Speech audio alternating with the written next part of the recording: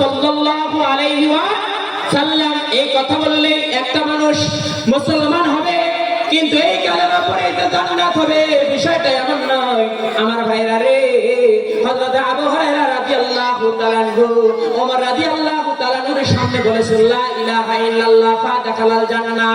যে ব্যক্তি জীবনে একবার বলবে লা ইলাহা ইল্লাল্লাহ ফাদাখালাল জান্নাহ, ওই ব্যক্তিটা জান্নাতের মধ্যে প্রবেশ করবে। জোরে বলেন সুবহানাল্লাহ। এই কথা বলার সঙ্গে সঙ্গে হযরত ওমর রাদিয়াল্লাহু তাআলা আনহু আবু হুরায়রার জামাদর এক আসার বলেছে, আবু হুরায়রা এই কথা তোমাকে কে বলেছে কালেমা পড়লে জান্নাত? আবু হুরায়রা বলেছে বিশ্বনবী।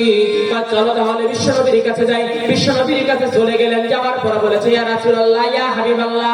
আবু হুরায়রা বলেছে লা ইলাহা ইল্লাল্লাহ ফাদাখালাল জান্নাহ। যে ব্যক্তি একবার বলবে লা ইলাহা ইল্লাল্লাহ ফাদাখালাল জান্নাহ, ওই ব্যক্তি জান্নাত চলে যাবে।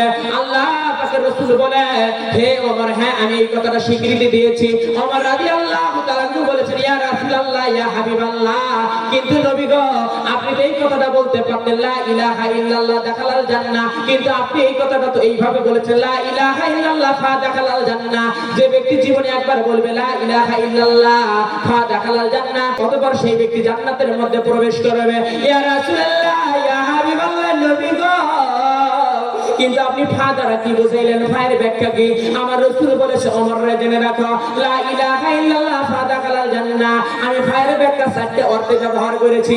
এক নম্বর, আল্লাহ যা হালাল করেছে সেটাকে হালাল হিসেবে মানতে হবে, আল্লাহ যেটা হারাম করেছে সেটাকে হারাম হিসেবে মানতে হবে, আল্লাহ যেটা আদেশ করেছে সেটা আদেশ হিসেবে মানতে হবে, আল্লাহ যা নিষেধ করেছে নিষেধার্থে মেনে নিতে হবে।